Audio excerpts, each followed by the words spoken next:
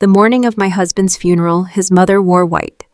I noticed it the way you notice small wrong things when the large wrong thing is too enormous to fully absorb, peripherally, without yet understanding what it meant. Miriam wore ivory, to be precise, a cream-colored dress with a silk scarf that she had clearly selected with care, and she stood at the front of the reception line afterward with the practiced composure of a woman who had decided, before the day began, exactly what role she intended to play in it. Grieving mother, matriarch, the one who had known Daniel longest and loved him first. I was his wife. I had been his wife for 19 years. I had held his hand in the hospital for the final 11 days of his life. I had been the one beside him at 2 a.m. when his breathing changed, and then steadied, and then changed again. I had been the one who called the family. I had been the one who made the arrangements. But at my husband's funeral, I felt for the first time like a guest. Miriam had been building toward this moment for years. I want to be fair about that. Fair in the way that Daniel always asked me to be, even when fairness cost me something. Miriam had never accepted our marriage with the wholeness that a son's marriage deserves. She had accepted it the way someone accepts a contract they didn't negotiate, with compliance and without warmth, and with the ongoing low-level effort to renegotiate the terms whenever the opportunity arose. She loved Daniel, of that I have no doubt. She loved him in the consuming, possessive way that some mothers love their sons, the way that doesn't easily make room for another person's claim on them.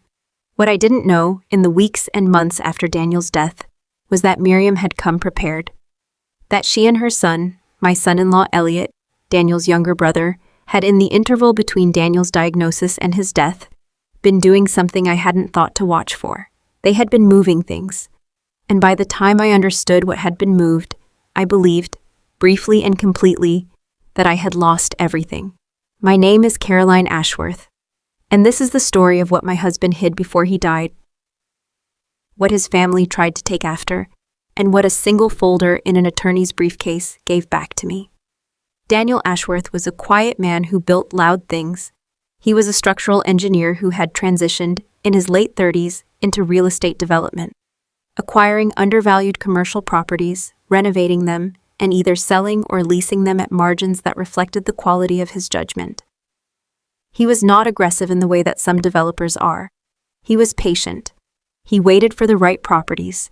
He understood neighborhoods before the market did. He had, by the time of his diagnosis at 54, built a portfolio that our accountant described, in the careful language of someone trying not to be dramatic, as exceptionally well constructed. We had no children, we had each other, and we had the work, and we had a life that was not glamorous, but was deeply satisfying in ways that I counted as gifts. I worked alongside Daniel in the business, not as a passive partner, but as an operational one. I managed the tenant relationships, oversaw the property management contracts, handled the administrative infrastructure that made the whole thing function. Daniel was the vision, I was the architecture of the day-to-day. We were, in the most literal sense, a working partnership. Miriam had never believed this.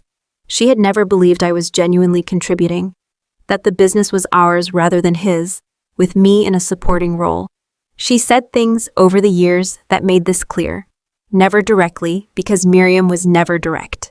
She said them laterally, in the way of someone who has learned that the comment that sounds like a compliment does more damage than the one that sounds like a criticism. She told people I was so good at keeping things organized for Daniel. She described my role to her friends as being Daniel's right hand, which is a phrase that means something and also means nothing, depending on how it's delivered. Daniel noticed. He always noticed. He said very little about it, which was his way. He did not spend energy on conflicts that he believed time would resolve. But in the last year of his life, in the months after his diagnosis, something shifted in him. He became very deliberate about things he had previously left to accumulate.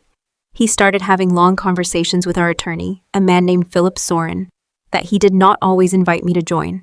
When I asked about them, he said he was taking care of things. I trusted that. I trusted him completely, which is the foundation of 19 years. I did not know that what he was taking care of was the possibility that the people he loved, the people other than me that he loved, might try to take what was mine. Daniel died on a Tuesday in March. He had been ill for 14 months. I was there, and his brother Elliot was there, And his mother arrived 20 minutes after, which was 20 minutes too late, and which Miriam has never forgiven the geography for. The weeks after his death were a fog of logistics, the specific fog that descends when you are grieving someone and simultaneously required to function.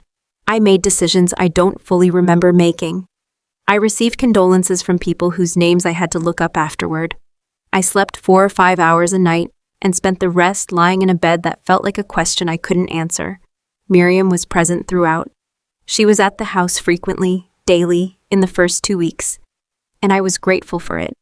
I want to say that clearly, because grief is an isolating thing, and her presence, whatever its motivations, meant I was not entirely alone. She brought food, she sat with me, she talked about Daniel in the way that a mother talks about a child, not the way I talked about a husband. And sometimes those were 2 different conversations happening in the same room, and sometimes they converged into something that felt like genuine shared loss. The first sign was small. A filing cabinet in Daniel's home office, one drawer that I had assumed contained property documents, was empty when I went to retrieve something. I mentioned it to Miriam casually. She said she didn't know anything about it. Her face was very still when she said it. I noticed the stillness. I filed it away. The second sign was less small. Our accountant, a meticulous woman named Grace, who had handled our books for 11 years, called me 6 weeks after Daniel's death with a question about a transfer she'd flagged in her quarterly review. A transfer that had been made from a business operating account 4 months before Daniel died. A substantial transfer, $340,000, to an account Grace didn't recognize. She had tried to reach Daniel's estate file for context, and found that the document she'd expected to see was not where it should have been. I called Philip Soren that afternoon. Philip asked me to come in the following morning. He said it in the tone of someone who has been waiting for a call and is relieved it has finally come. Philip Soren's office was in a building Daniel had always liked, an older professional building downtown with a marble lobby and elevators that moved at a pace that suggested unhurried competence. Philip himself was a compact, careful man in his early 60s, with the manner of someone who has seen most things and been surprised by very few of them. He had a briefcase on the desk when I arrived, which struck me as unusual.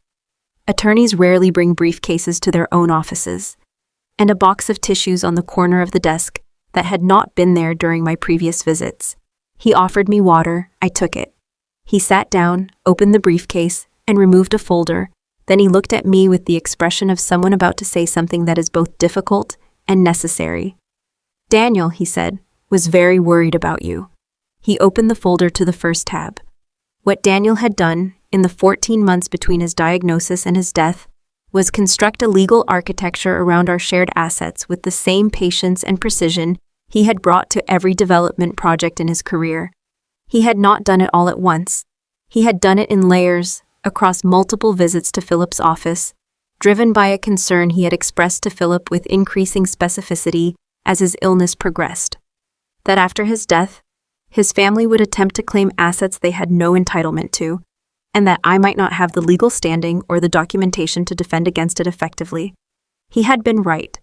The transfer Grace had flagged, the $340,000, had been moved by Elliot, using access to a business account that Daniel had, before his illness, added Elliot to as a secondary signatory for operational convenience. Elliot had used that access 4 months before Daniel died, while Daniel was in a period of intensive treatment and I was managing the household and the property portfolio largely alone.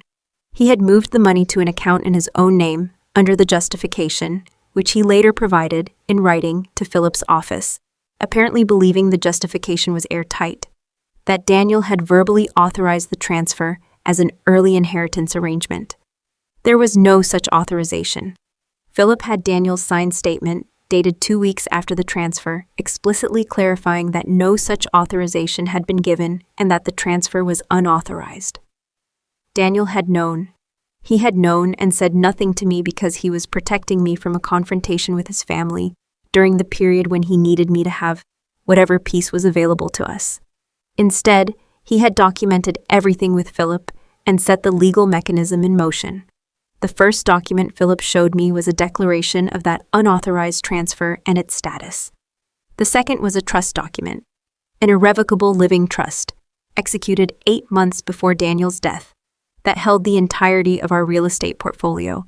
Every property, every lease, every development in progress. All of it transferred into a trust with a single beneficiary, me, structured in a way that made it unreachable by any claim from Daniel's estate, because technically it was not part of Daniel's estate. It was already mine.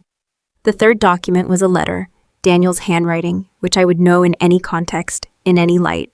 He told me he was sorry he hadn't been more transparent during the process.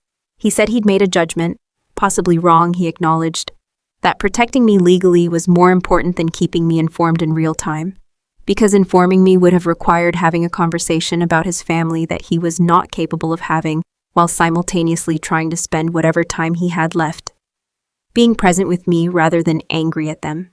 He said the portfolio was mine, because it had always been mine, that everything we had built was built together and that anyone who said otherwise had not been paying attention. He said he hoped I would keep running it the way we had run it together, because he thought I was better at it than I had ever let myself believe, and because the tenants deserved someone who actually knew them. He signed it the way he signed everything personal, just, I want to tell you what I did not do after I left Philip's office, because I think it matters as much as what I did. I did not call Miriam, I did not call Elliot, I did not send a message or make any contact for 11 days. I went home. I went through the property files. I called Grace and walked her through the trust documentation so she could update her records. I called each of our property managers and confirmed that operations were continuing normally.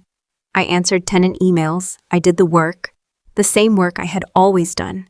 And I let the legal process move at its own pace, because that was what Daniel would have done. And because I had learned, in 19 years with him, that patience is not passivity. Patience is knowing when to wait and when to move. Philip's office sent formal notice to Elliot and Miriam on a Thursday morning, notice that the unauthorized transfer of funds was being pursued for full recovery, and that all assets previously assumed to be part of Daniel's general estate were in fact held in an irrevocable trust and were not subject to any estate claim. He also sent separately a letter to the family's own attorney, noting that any further contact regarding the estate should be directed through his office. I was told that Miriam called Elliot 3 times in the hour after the notice arrived. I was told that Elliot's attorney called Philip that same afternoon. I was told that the conversation was short. The recovery of the transferred funds was negotiated over 4 months. Elliot returned the full amount without litigation, which I credit to his attorney's advice rather than any moral reckoning on Elliot's part. There was no additional legal action. There was no public confrontation. There was no scene.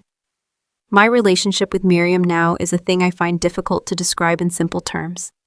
She is an old woman who lost her son, which is one of the hardest things a person can experience, and I carry genuine compassion for that. She is also someone who allowed her surviving son to take money from a grieving woman in the weeks after that son's husband died, which is something else entirely. Both of these things are true at the same time. I have learned, in the years since, to hold them both without needing to resolve them into a single feeling. We are in contact. Occasional phone calls, a card at Christmas, the minimum of what decency requires from 2 people who were once, by law and by the intention of someone they both loved, family. It is not warm, it is not hostile, it is what it is. What I have built in the years since Daniel's death is something I am proud of in a way that surprises me, because I spent most of our marriage attributing the achievement of the portfolio to him and the maintenance of it to me, which was a story that was less accurate than I told myself. I have acquired 3 additional properties since his death. I have expanded into a market Daniel always discussed but never pulled the trigger on. I have made decisions that turned out well and decisions that turned out less well, and the difference between those decisions and the ones I would have made 10 years ago is that I no longer wait for someone to validate them before I make them. Daniel knew that was in me. He said so, in the letter. He said he thought I was better at it than I had ever let myself believe. I read that sentence many times in the early months. I read it differently now than I did then. Then it felt like encouragement from someone I had lost. Now it feels like something closer to a fact, something that has been tested and confirmed by the evidence. The building he always liked, the one with the marble lobby and the elevators that move with unhurried competence, came on the market 2 years after his death. I bought it. Philip's office is still on the 4th floor. We have coffee sometimes, in the cafe on the ground level, and talk about things other than legal matters, which I think is what Daniel would have wanted. The white dress Miriam wore to the funeral hangs in my memory, like a question I eventually answered. She came prepared for a particular kind of story, one where she was the central figure, the keeper of the loss, the one who determined what came next. My husband had written a different story.